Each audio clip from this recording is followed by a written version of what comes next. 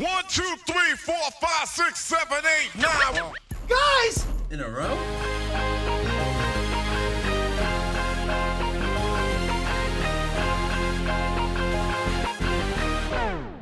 Welcome to Nine Guys Dynasty Football. I am Jamie G. Esquire the Fifth, and it was indeed a happy Festivus for the rest of us.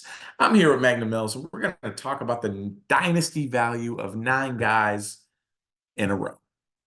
I'm Magnum Mills, and you can't tell unless you're watching on YouTube, but Jamie G is really into this. He's ready for New Year's Eve. He's already got the Dick Clark rocking New Year's Eve thing going. He's rocking back and forth. He's excited, and I hope you are excited for Nine Guys Dynasty, presented by CZGAP Fantasy Football. Find us wherever you get your podcasts and on YouTube. We are on social media at CZGAPFF. Hope you did not forget those Christmas presents, and do not forget the flaps. Follow, like, and please subscribe. It's all we ask. Helps people find our show, find our channel. So if you had fun, please remember, click the thumb. You finally want to do the quarterback deep dive week that we keep talking about. Like, should we just do it? Trust me, after the Brock Purdy game, it's even more tempting. But I think we need to kind of break it up into sections so we don't spend an entire week on it. Let's do a little ranking game here. We're going to just talk about the quarterbacks over 30 years old that are outside of the current top 15 or so dynasty quarterbacks. You got Kirk Cousins, who's 35. Russell Wilson, he's 35 as well. Geno Smith, he's 33. Derek Carr, who's 32. Matthew Stafford, who's 35. Aaron Rodgers, who's 40, double-licious years old. Ryan Tannehill, who's 35. And Jimmy Garoppolo, 32 years old. JBG and I both went ahead. We ranked these 8 quarterbacks of a certain age as far as how we like them going into the 2024 dynasty season.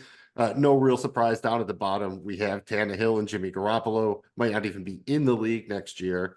And then at number 6, we have Derek Carr. We both ranked him 6. That makes him 6. That is 666, the mark of the beast. Not a good sign if you're trying to get out of your dreams and into Derek Carr. We have a massive 5-way tie at number 2, which happens when you only have 2 guys doing rankings of 8 guys. And we have Aaron Rodgers, Geno Smith, Russell Wilson, and Kirk Cousins. So that pretty much makes a clean tier 2 there. I think they all have some benefits. They all have some drawbacks. All of them should probably be starting quarterbacks week 1 of 2024. And then up top, somewhat surprisingly, we have Matthew Stafford. It is with a bullet. Jamie G had him first. I had him first. Let's just put it this way, man. How many more years you think you feel comfortable that Matthew Stafford's the starter for the Rams at? Under, over 2.5 years? I'm taking the under, but I think they're meaningful. I'm taking the under, but I think 2 good years basically is what you're thinking, more or less. Yeah, that's a little more runway than I thought he had going into the season, right? Like it felt like if this went bad enough, maybe they move on, but now they're also not going to have a high draft pick. They will have a first-round draft pick, but not a high enough one to get into the kind of big quarterback, game here that you're going to see in the first round. So I think it's kind of surprising, but we both agree. And, shout out Puka Nacua, Kyron Williams, definitely making the Rams offense a more interesting place to live, or so to speak anyways. Do you remember Game of Thrones, everybody? Because they had cripples, they had bastards, and broken things. Let's put our own spin on that with fallers, busts, and fading careers. Mills, who falls into this illustrious category? And I do mean illustrious. It is quite notable. Up top, we have Sam Howell and then a bunch of other guys, Daniel Jones, Kenny Pickett, Will Levis, Mac Jones, Baker Mayfield, Trey Lance, Desmond Ridder, Aiden O'Connell, Gardner Minshew, Hendon Hooker, and the rocket scientist, Josh Dobbs. That's 12 guys, so you know what I think. We need to just settle this once and for all. We need to have a draft. That's right, I said it. It's flash draft time. Jamie G, I'll give you the 101 here, the 12 quarterbacks I listed. As far as their dynasty value goes, who you taking at 101? Who do you feel the best about going forward in dynasty of these 12? It is a motley crew to a certain extent. It is a brutal motley crew. This is a hard one, but I am going with, and I hate everything about the guy. Okay. So let's just know that this is not a personal, emotional decision. This is nothing but straight business. I'm going Will Levis. I'm going Will Levis, number 1. That's fair. That's kind of not cool because he was probably going to be my number one. And this is absolutely wild that it's kind of come to this. But Jamie G, I think I'm taking Baker Mayfield. You have to. You have to. Unless things go wildly sideways, he looks to be the starting quarterback for the Bucs next year. If he's not, it's going to be because somebody else gave him more money. They'll have at least Chris Godwin. Maybe they bring Evans back. They'll fix their cap difficulties a little bit. He's still not that old, former number one overall pick. Checks a lot of boxes. Baker Mayfield, 102. Who you got next? 103. Man, I totally agree with the 102. Baker, it's hard to say it, but like he deserves to be there. Number 3 is really hard, Magnum Mills, but I'm not going to go with Congresswoman AOC. I'm going to go with Vegas Raider AOC. I'm talking about Aiden O'Connell. And dude, Aiden, if you're listening, if anybody's listening to this, we need to put an APP out. Shave your mustache. It is the worst mustache in the history of mustaches. It's terrible. Shave it. But even if you don't, I would love it if you do. If you don't, I'm going to tell you to shave it every week. But you deserve this. Look, he has an opportunity. I really think if the Raiders get one more game won, they just went into Kansas City and won. They win one more of the next 2, and you're going to see Antonio Pierce be the head coach, permanent head coach on a 5-year deal in Vegas. And you're going to see AOC being the starting quarterback heading into next year. That gives me enough with the weapons that they have to have him that high on this list. I'm taking AOC. You know this is a grimy list when you just took a quarterback you were proud of who didn't want to complete a pass after the first quarter. What did he miss his last 10 or 16? I forget. And that's a point. And shout out to Atlantic Outdoor Cleaners. I think they clean pools on the East Coast. They're also in AOC. I guess I have to go Kenny Pickett. He's still expected to be the Steelers starter next year. You saw what George Pickens can do. I think the Steelers give him a little bit more runway here. So give me Cricket. 104. Who you got? 105. I like that, Mills. I'm totally down with the little cricket action. This is tough for me, but I think he did enough. I'm going to go with Gardner Minshew here. I'm going with Minshew. Yeah, I'm talking about a full sneeze. Give me Gardner Minshew. I think he does enough to be able to be a bridge quarterback somewhere. There's going to be a team that needs a quarterback, can't get one. It's got a project. And he's going to go in there and as a bridge. I think that's enough for me to settle here. I won't be in Indianapolis, but I think he gets himself into a position where he's a starter, and he's basically a Ryan Fitzpatrick here. You could do worse, but I've got to lean towards Gardner Minshew. He's got his team in a wild card spot. I mean, that's unbelievable to think about. You would have never predicted that week 5.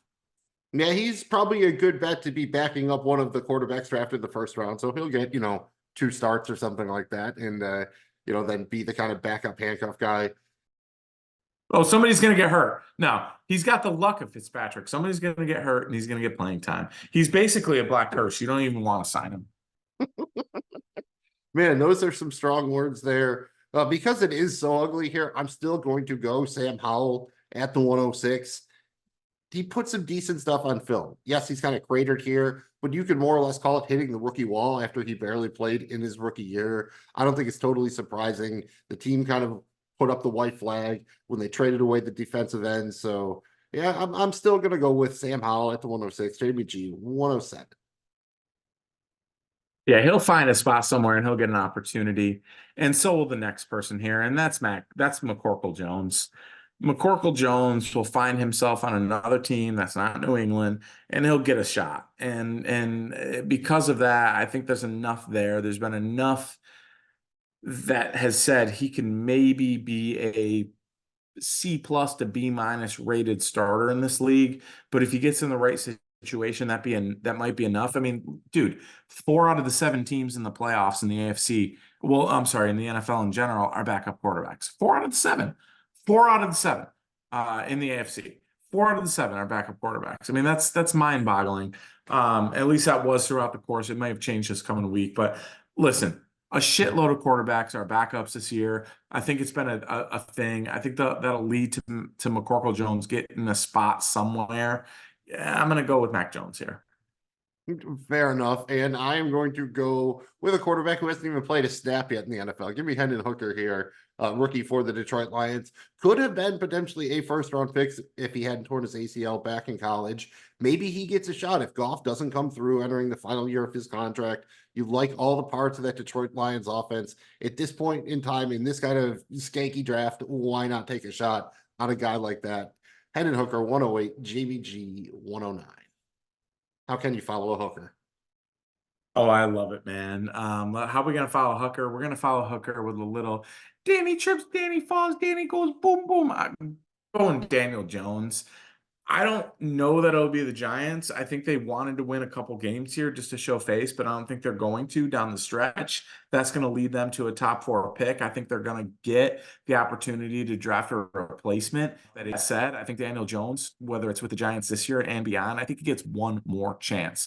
Similar to Baker Mayfield of last offseason. I think he gets one more chance, similar to a McCorkle Jones of this offseason. And I think he'll get a starting job next year, maybe with the Giants, but then beyond, he's going to get something else. So give me Daniel Jones. Gives you the rushing upside. And there's a lot of injuries. There's a lot of shit to be worried about.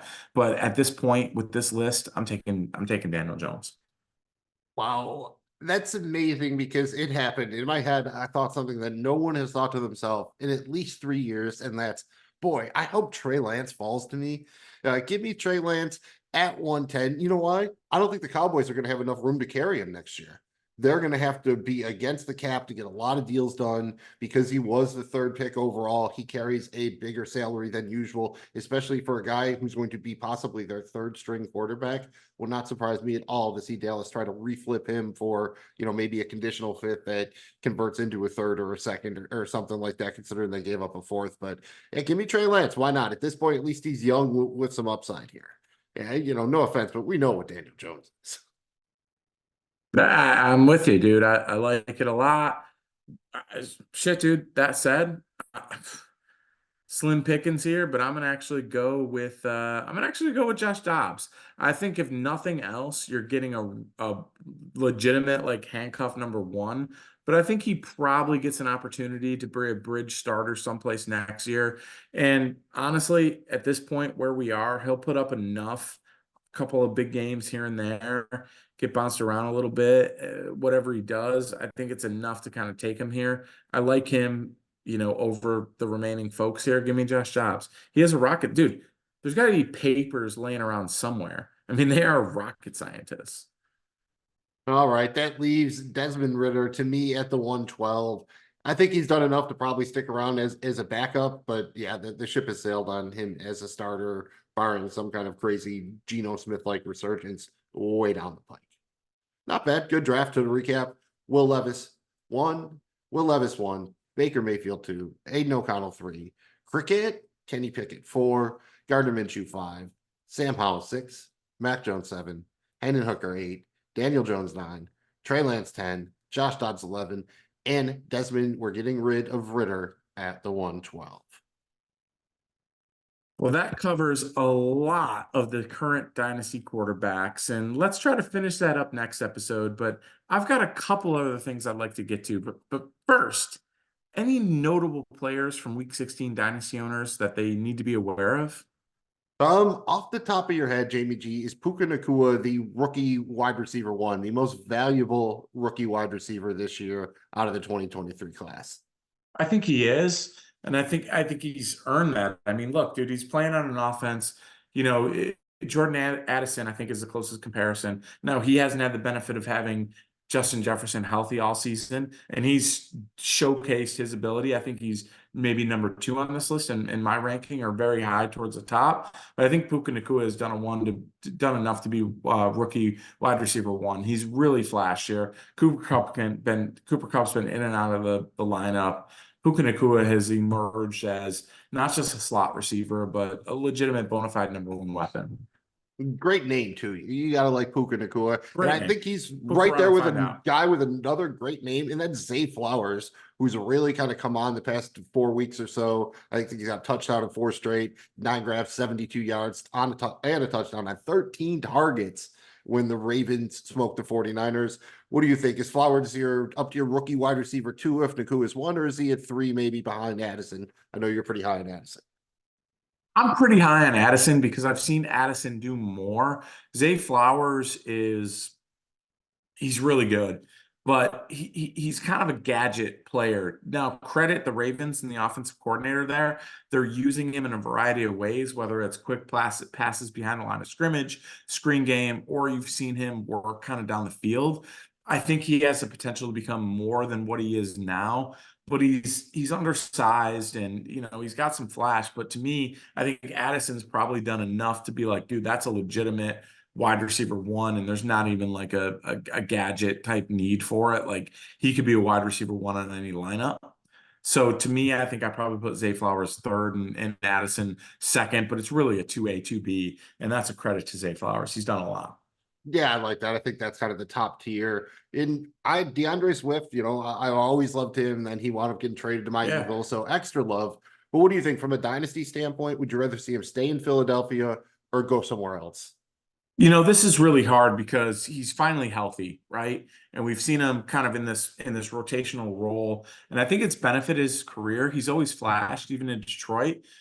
At the beginning of the year, I was like, oh, this is a perfect spot for him. Now I'm kind of leaning toward this. I want to see him go somewhere else as the number 1, but I'm going to reflect on Miles Sanders. And we saw what an epic flop that was. So I'm going to say D Swift, stay in Philadelphia, stay with Jalen Hurts, stay behind that offensive line. Even if you lose a couple pieces, they're committed to run the football. Stay in Philadelphia. I'm going to say that's his best spot. Let's learn from the mistakes of Miles Sanders.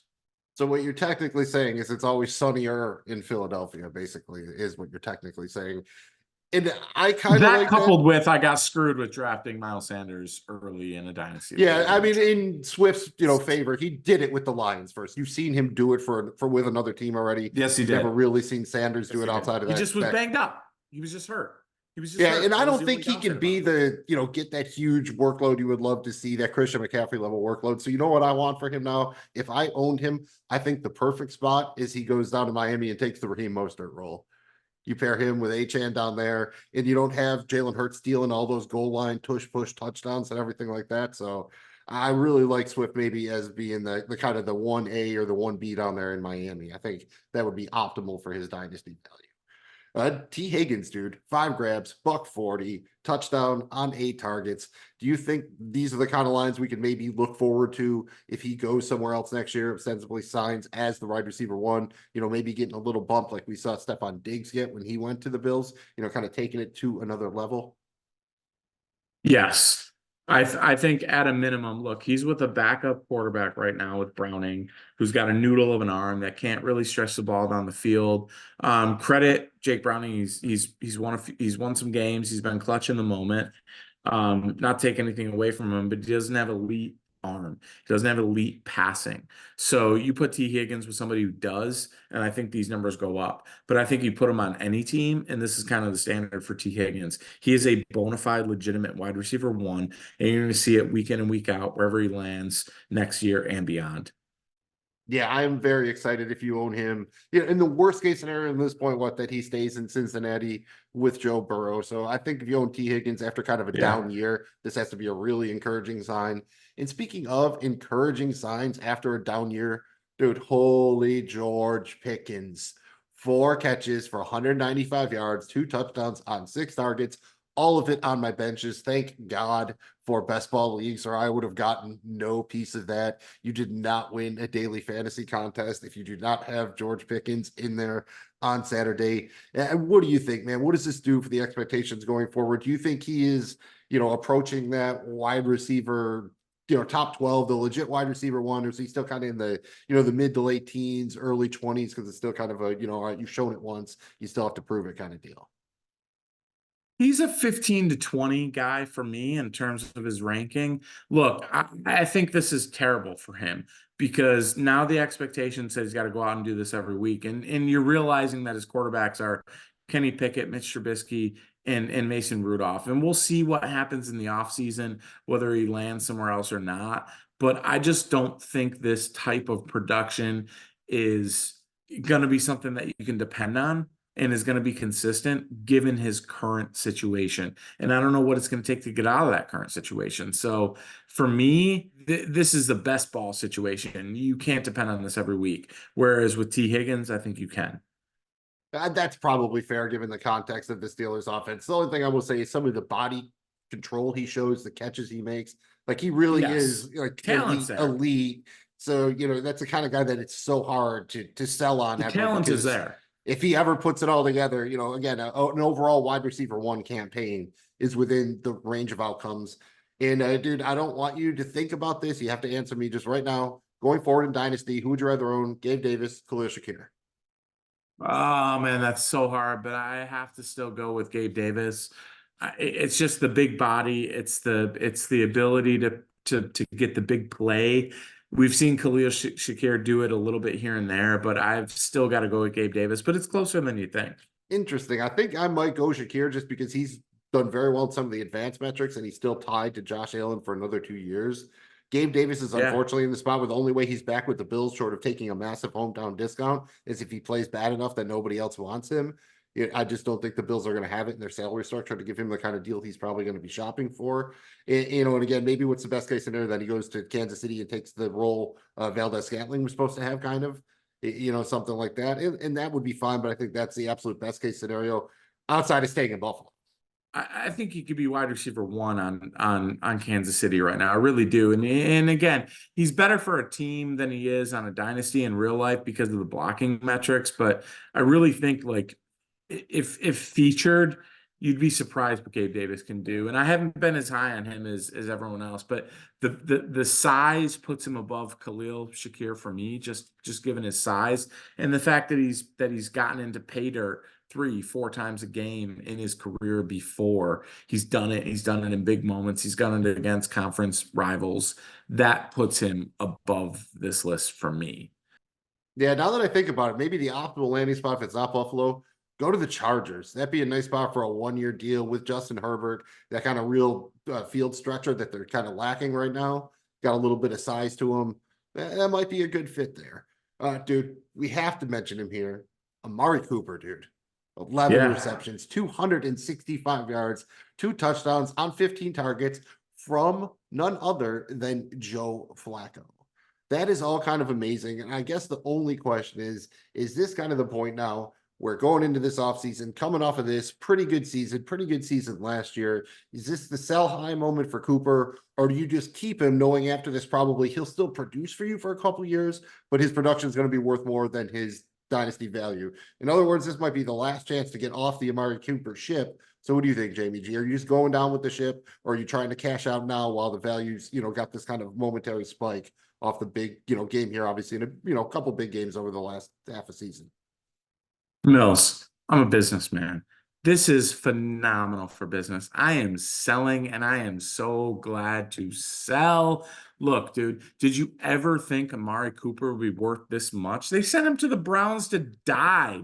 Like, no one thought this would be the case. You weren't even this excited when Watson got traded because you didn't really know. And then Watson shows up and he's shit, right? Well, now all of a sudden Joe Flacco's got him going for 11 for 265 and 2 tutties, and he's been the bona fide number 1 on that offense. Him and Njoku have been made the main feature the last couple of weeks. You got a team that's pushing towards playoffs.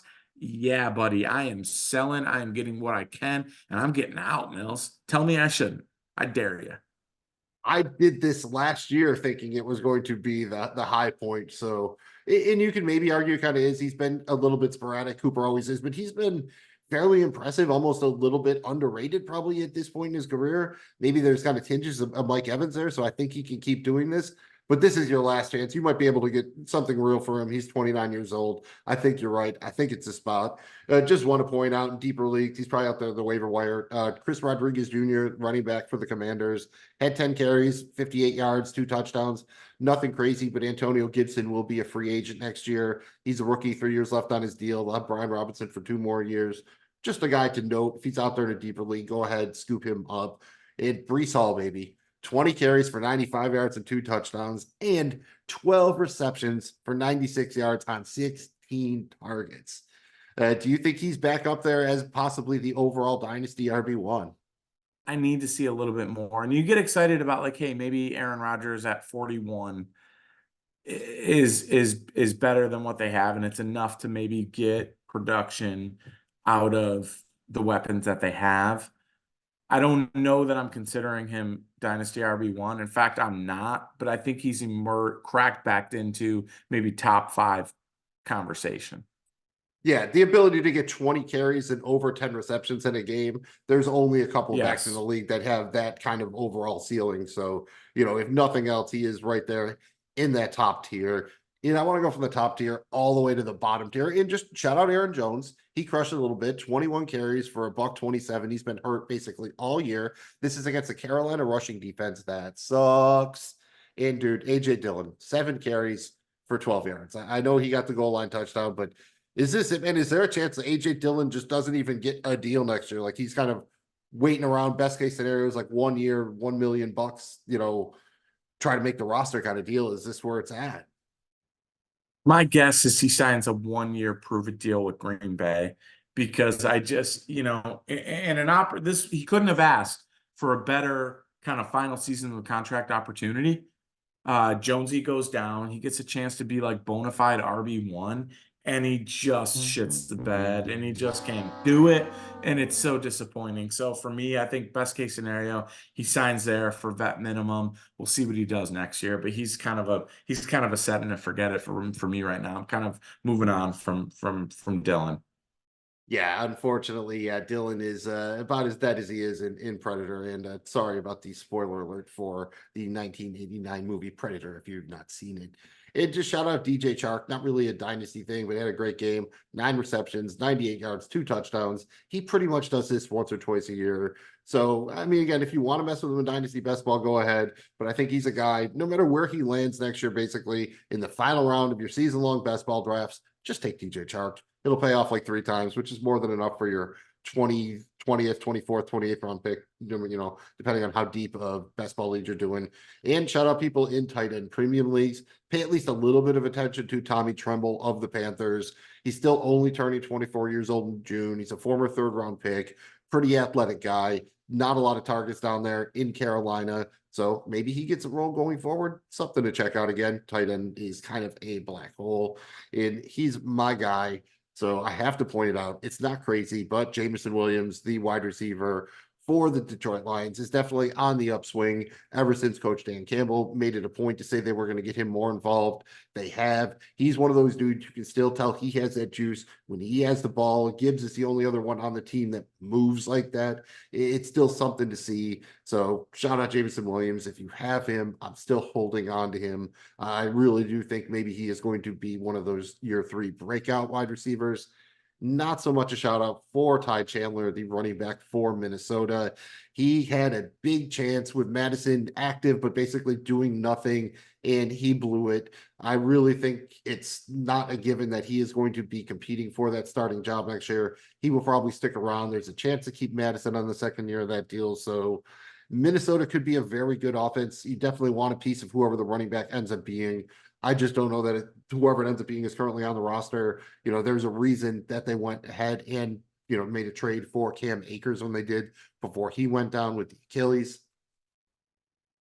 JBG, what's your worry level, scale of 1 to 10 in dynasty leagues when it comes to Trevor Lawrence?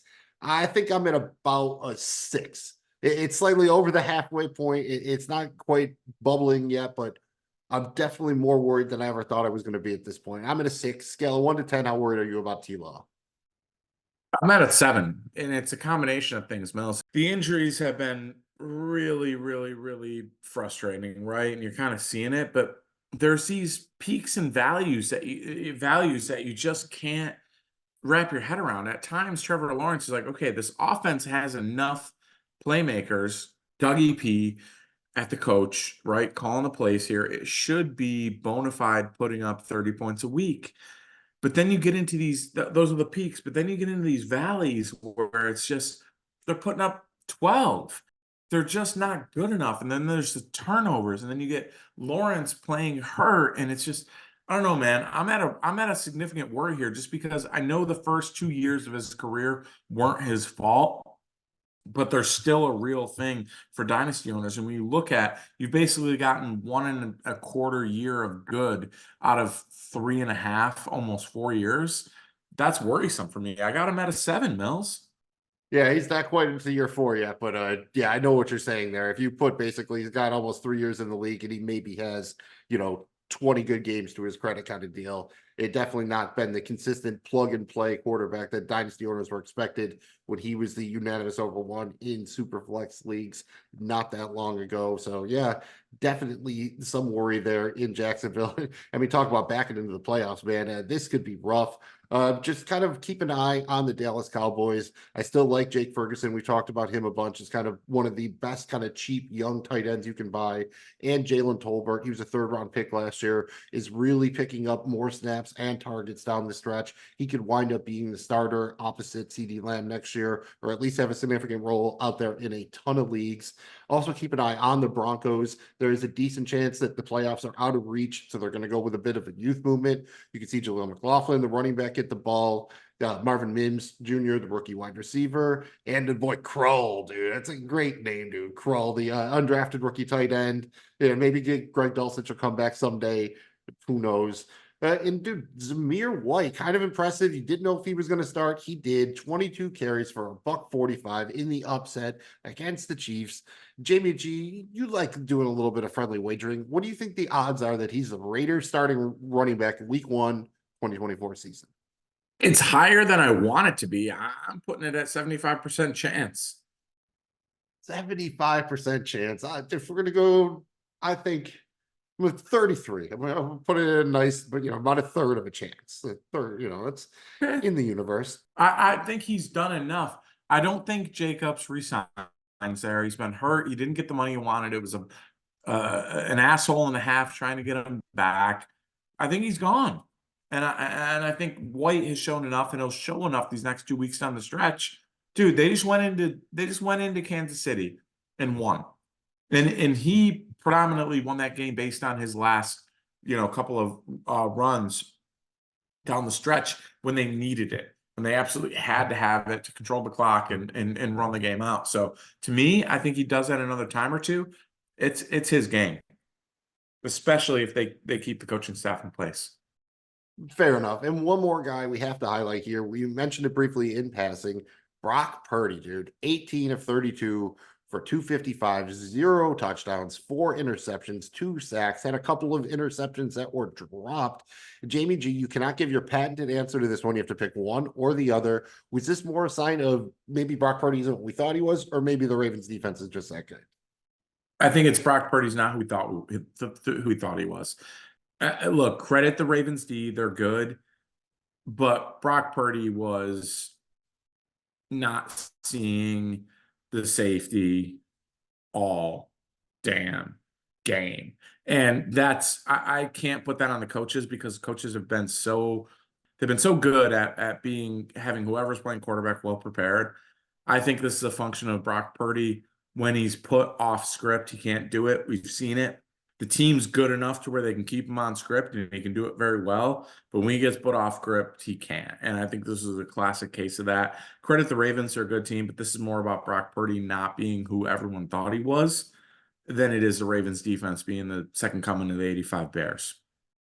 Yeah, I don't know if they're quite that good. I would maybe put it a little bit more on the Ravens defense. Obviously it is going to be a mix of the two, but if I had to pick one that it was a majority, I'd probably go the other way with it. But you do worry because look back a little bit. I know he's playing out right now, but Matthew Stafford went into Baltimore, went 23 of 41, 294, 3 touchdowns, no picks, just 2 sacks, took the Ravens to overtime, scored 31 points.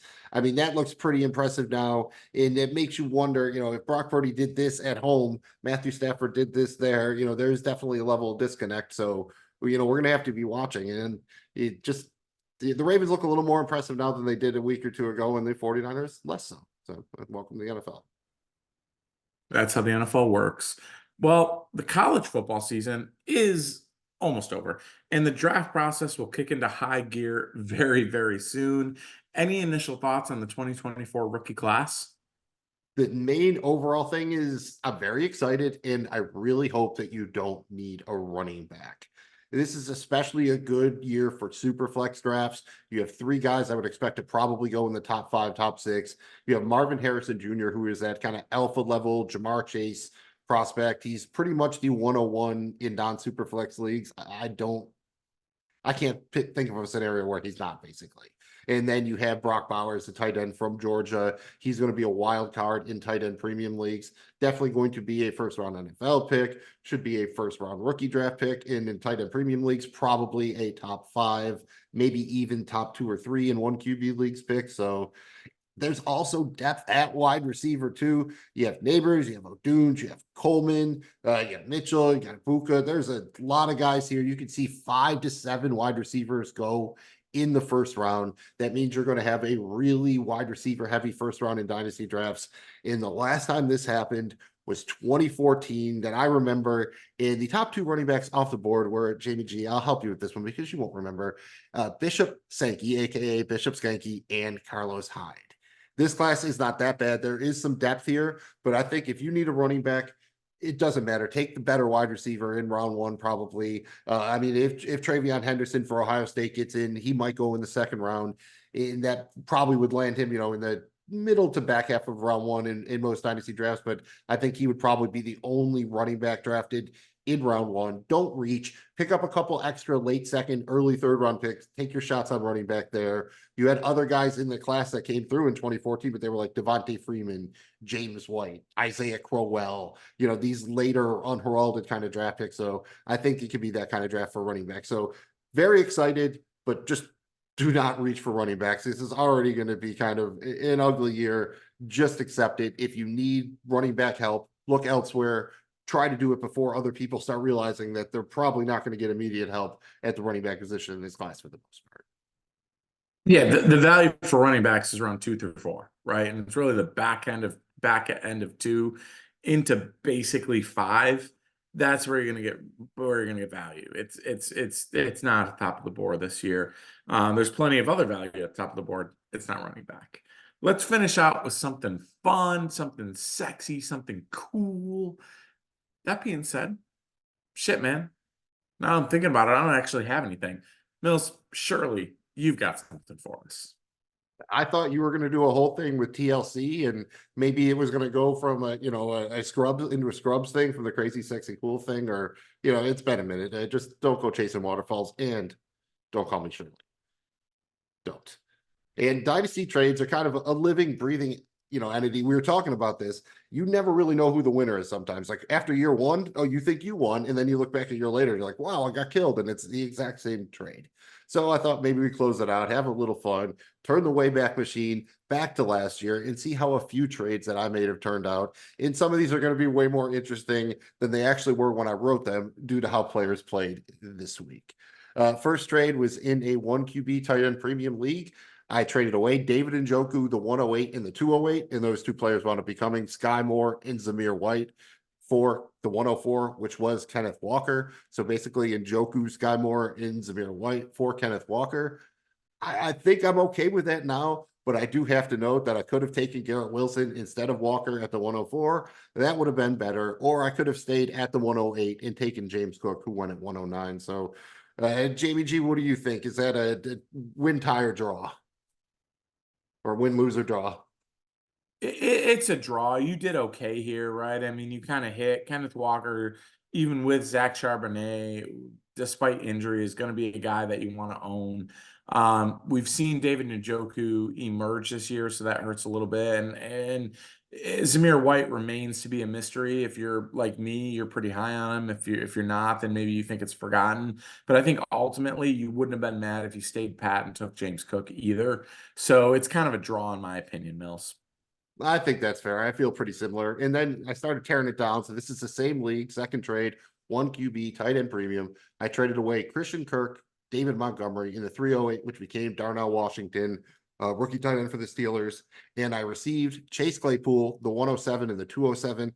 Those picks became Dalton Kincaid and Rashee Rice. And I've been trying to move Montgomery for like a year and a half in this league. So I was even maybe willing to throw in the 308 to get the deal done. I think I'm happy with this one, but what do you think, Jamie G? Win, lose, or draw? I think he won. Look, we like what David Montgomery has done this year, but how many years can that continue? I'll tell you the answer. Not as many as Dalton Kincaid and not as many as Rashee Rice. So you got to feel pretty good about that. Rashee Rice is going to be in absolute position and opportunity to be wide receiver 1 in Kansas City with Patrick Mahomes for at least a year, maybe 2. Even if he's not wide receiver 1, he's going to be wide receiver 2. So you got to love that. Dalton Kincaid, we've seen it. It doesn't matter what happens with Knox or not. Kincaid is going to be a dude that you want to own. Tight end's so hard to get your hands on, somebody that you can get a little love on consistently. I like Dalton Kincaid there. Chase Claypool is a bust, and that sucks. But I think you won on those two, given the situation for what you traded for. For me, that's a win. Yeah, and I was a little bit happier because that was before Claypool got traded to the Bears, and it was like at that point I was like, oh man, this really might be. You get the. It's always nice when the throw in kind of becomes a real thing. Yeah. Oh yeah. Next trade, same kind of league, 1 QB, tight end premium. I traded away Amari Cooper, Derrick Henry in 2 2023 fourths. I received Jacoby Myers, George Pickens in the 2023 108, which I used again on Dalton Kincaid. I was just trying to, again, reboot this team, want to be in a 1-year reboot. I think I had 5 first-round picks. So far, looking decent. What do you think, Jamie G? Win, lose, or draw? I'm going to put this one as a win. Look, Derrick Henry, that is a ship it's taken on water. You decide how long you want to wait it out for.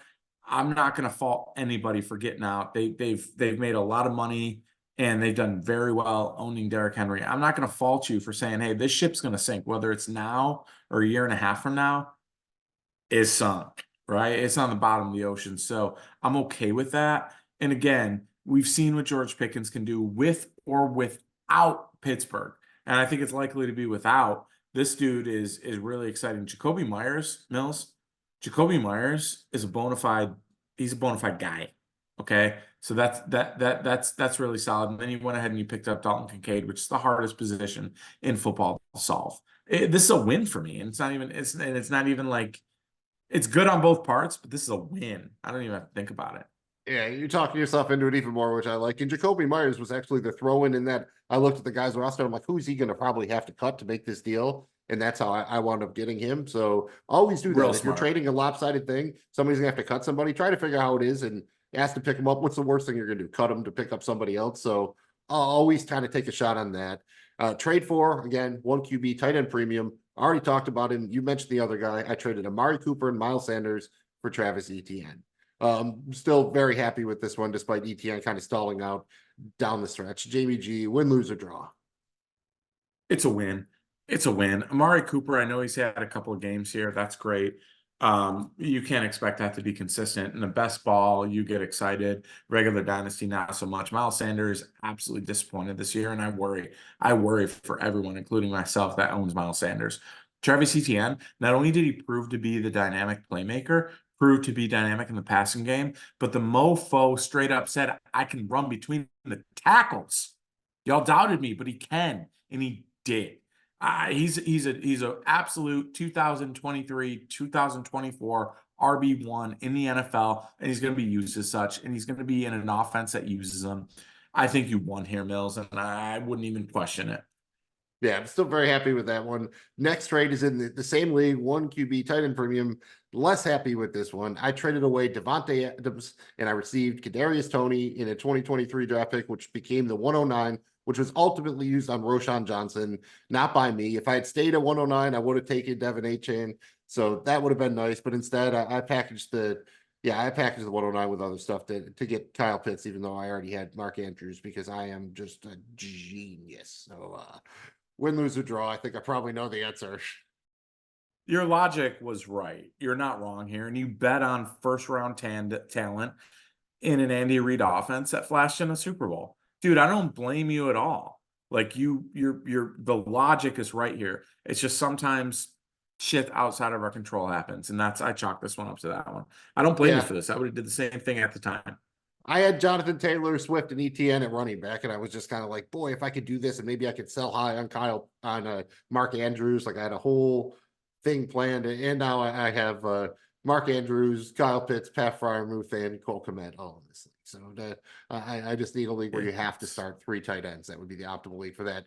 One last trade here. Another one, probably not the greatest. 1 QB tight end premium. I traded away Trey McBride in the 2023 207 to move up to the 2023 111. 207 wound up becoming Bryce Young in a 1 QB league. I took Michael Mayer at 111, and that's not bad in a vacuum. But I also had the 112, and I took Kendre Miller. And the only reason I took Miller is because since I'd already taken Mayer, I didn't want to take the other tight end there, which was Sam Laporta. So I basically traded away Trey McBride and Sam Laporta to wind up with Michael Mayer and Kendre Miller. Mills, you I think I lost that one. and you lost hard here. Yeah, you took a big old load to the face here. I'm jealous of everyone who owns Trey McBride. Let's just say it what it is. In my defense, I think that owner thing. actually cut him again, and then he was picked up by somebody else. If that makes you, That makes it a little bit better. But look, we saw what he emerged to. I take him over Michael Mayer and obviously Sam Laporta. You could add Trey McBride and Sam Laporta, dude. You just because I had Kittle too, so I didn't. I was like, boy, do I really want to take a third tight end here? Because then it's hard. You lose leverage in trading, and everyone loves a running back. Alvin Kamara was going to be suspended for the first games. Yeah, well, I understand why. This is how you know you lose when you're just trying to justify it like you're Timothy Oliphant over here. I get it, but it ain't justified. You lost on this one, Mills. justified. You won a bunch, but this one wasn't justified. You lost on this one. Yeah, even if he pulled first, I still lost the race. So It doesn't matter who pulled first, dude. It's You who wins the still race. lost. Shout out Timothy Oliphant and Justified. Incredible show. I think that's enough for now. Anything else as we get out of here for most leagues? Shit, dude. This championship week. We're talking about championship. Yeah, we've been talking about the playoffs. Now we're doing the championship thing. But seriously, just have fun, good luck, and then get ready to get into the Dynasty offseason because it's going to start like 10 days from now.